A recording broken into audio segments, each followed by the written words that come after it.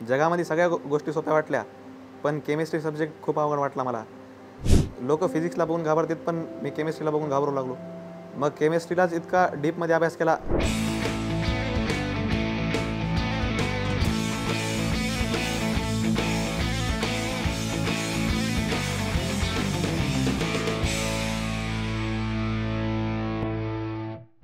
मी अभिनव मेटे, मी परभणीचा आहे. माझं 10th पर्यंतचं शिक्षण स्कॉटिश अकॅडमी परभणीमध्ये झालं. मी नीटच्या तयारीसाठी IIB जॉईन केलं. त्यामुळे IIBच्या सहकार्याने नीट 2024मध्ये माझा स्कोर 680 येत आहे. फिजिक्स आणि केमिस्ट्री IIB आणि नीटचा पेपर सेम टू सेम होता. बायोचा पेपर IIB चांगलं प्रिपरेशन करून घेते, त्यामुळे तुम्हाला नीटमध्ये एकदम सोपा जाईल. बायोची स्टडी फक्त NCERT. बायोमध्ये कुठं पण बाहेर जायची गरज नाही, कारण बायोचा सगळा पेपर NCERTच येत आहे.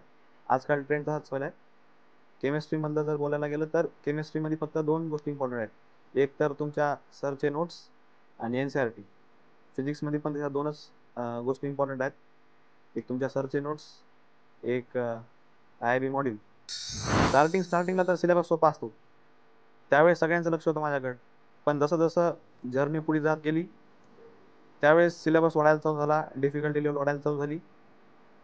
मग माझे मार्क्स सुद्धा कमी व्हायला चालू झाले. स्टार्टिंगला जसं टीचरचं लक्ष माझ्याकडे होतं, तसं मला वाटलं होतं की आता आपले मार्क्स कमी आलेत, तर मग सगळे आपल्याकडे लक्ष देऊ शकणार नाहीत का. पण IIB मध्ये मला खूप चांगलं सहकार्य भेटलं, कारण सगळ्या सरचं लक्ष तरी पण माझ्याकडे होतं. तर मग मनातून स्वतःला वाटायला चालू झालं मला की जर सगळे टीचर आपल्यावर भरोसा करू शकतात, तर मी काम करू शकत नाही अजून पुढे. या एका गोष्टीने मला खूप मोटिवेट केलं अभ्यास करण्यासाठी. खूप मोठं एक कारण होतं माझ्या स्कोअरला इम्प्रूव्ह करण्यासाठी. जगामध्ये सगळ्या गोष्टी सोप्या वाटल्या, पण केमिस्ट्री सब्जेक्ट खूप अवघड वाटला मला. लोक फिजिक्सला बघून घाबरतात, पण मी केमिस्ट्रीला बघून घाबरू लागलो. मग केमिस्ट्रीलाच इतका डीपमध्ये अभ्यास केला. जोवर एक कॉन्सेप्ट कळत नाही तोवर 10 जागांवर बघितलं. 10 जागेवरून ती गोष्ट रिपीट केली. इतक्यादा रिपीट केली की ती लास्टला ती कळाली. आणि ज्याचा एक्सपेक्टेड स्कोर मी नीटच्या पहिले 160 म्हणून लागलो केमिस्ट्रीने पडतील, त्यालाच 175 पडली. IIB मध्ये इतक्या टेस्ट झाल्या, त्या सगळ्या टेस्टचा ॲनालिसिस करून मला कळायला चालू झालं की मी कुठं माती खारू. मग तितकं बघितल्यानंतर मला कळालं की कधी कधी मी NCERT बरोबर नसते वाचलेली, कधी टीचरचे नोट्स बरोबर नाही वाचलेले, कधी कधी कॉन्सेप्ट कळालेली असते, पण पूर्ण एकदम रूट कॉज कळालेला नसतात ते कॉन्सेप्टचा काय चुका रे माझं. तर मग त्या अशा गोष्टी डीपमध्ये अॅनलाइज करून सगळ्या शिक्षकांचं मार्गदर्शन करून जे केमिस्ट्री सगळ्यात अवघड जात होता मला, त्याच केमिस्ट्रीत सगळ्यात जास्त मार्क पडले. 175 पडले केमिस्ट्री. जेव्हा मी क्लासला येत होतो, त्यावेळेस माझे खूप मित्र म्हणत होते हे कॉलेज पाहिजे, ते कॉलेज पाहिजे, पण त्याच्यामध्ये माझा इंटरेस्ट नव्हता.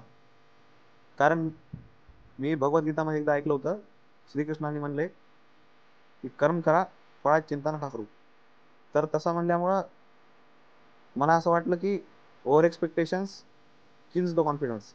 मग ते असा विचार केल्यामुळे मी मार्क्सचं कॉलेजचं एक्सपेक्टेशन पुढं नव्हतं, आणि लास्टला आता 680 जे माझा स्कोर येत आहे, त्यावर मी संतुष्ट आहे.